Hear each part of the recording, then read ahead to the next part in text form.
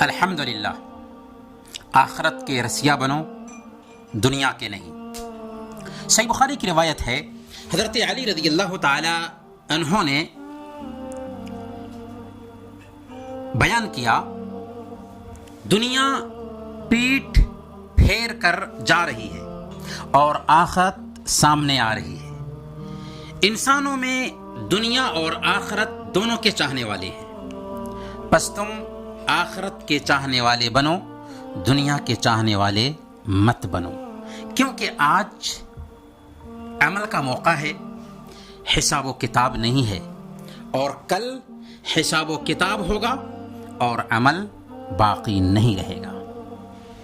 آج کتنی تعجب کی بات ہے کہ ہم دنیا کے پیچھے پڑے ہوئے ہیں، دنیا پیٹھ پھیر رہی ہے اور انسان اس کے پیچھے بھاگ رہا ہے، اور آخرت آگے آ رہی ہے اور انسان اس سے دور ہو رہا ہے۔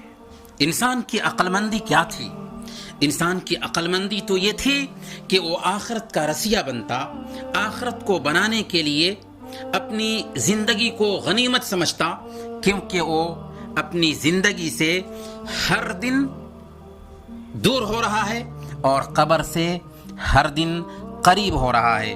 اس کی زندگی برف کے جیسے پگھل رہی ہے اور ایک دن پورے طور پر پگھل جائے گی، پھر عمل کا موقع بھی جاتا رہے گا، پھر کاہے کو پچھتاوا جب چڑیا چگ گئی کھیت۔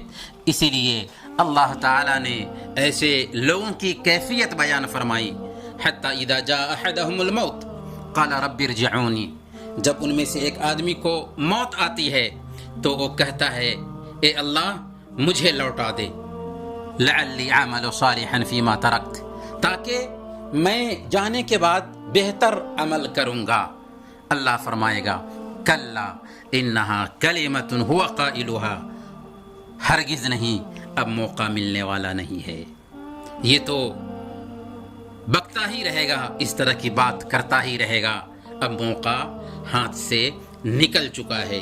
اس لیے ہمیں آخرت کا رسیا بننا چاہیے، دنیا سے بے پرواہ ہو کر آخرت کے لیے کوشش کرنی چاہیے، لیکن دنیا کو نظر انداز کر کے بھی نہیں، دنیا میں لگ کر کے آخرت کے لیے کوشش کرتے رہنا چاہیے۔